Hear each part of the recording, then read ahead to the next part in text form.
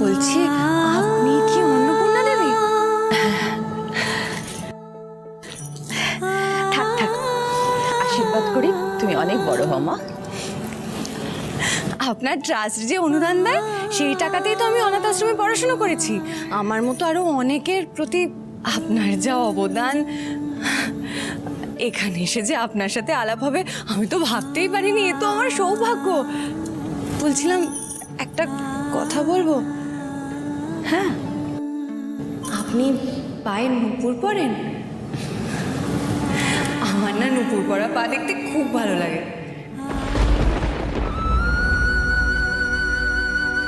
তুমি পায়ে নুপুর পরো?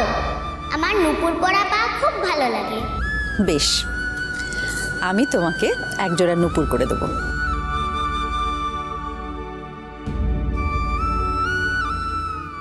বলছিলাম কি, কালকে হাসপাতালে যে ডায়ালিসিসের ক্যাম্পটা হচ্ছে সেখানে কি আমি আমার আশ্রমের একজনকে নিয়ে যেতে পারি? যদি আপনি অনুমতি দেন। হ্যাঁ, নিশ্চয়ই আনবে। আরে ক্যাম্পটা তো সাধারণ মানুষের জন্যই করা। আমি খুব কৃতজ্ঞ। ধন্যবাদ, অনেক ধন্যবাদ। আসছি। হ্যাঁ,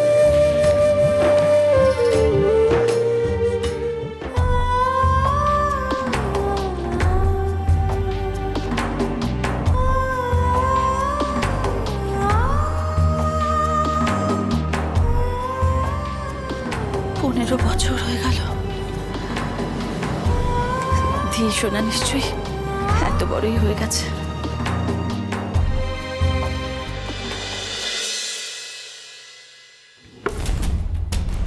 অ্যাক্সিডেন্টের কেসটা 15 বছর হয়ে গেছে ম্যাডাম। এবার ফাইলটা ক্লোজ করে দেওয়াটাই ভালো হবে ম্যাডাম। না,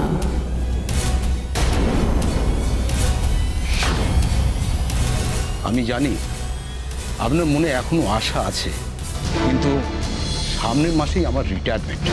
নতুন অফিসার এসে কি করবে না করবে, তাছাড়া 7 বছর কাউকে খুঁজে না পাওয়া গেলে তাকে মৃত বলেই ধরে নেওয়া হয়।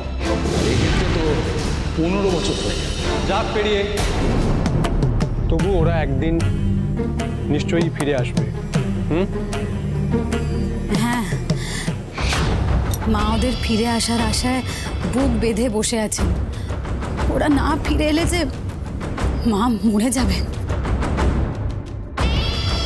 তাই না মা? তুমি মরে যাবে বলো? হ্যাঁ,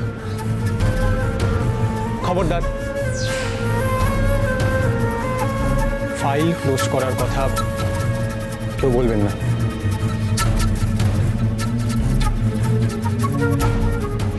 হ্যাঁ, আর পুলিশ তো ওদের বডি খুঁজে পায়নি। হতেও তো পারে যে ধীরা কোথাও জলে ভেসে উঠেছে।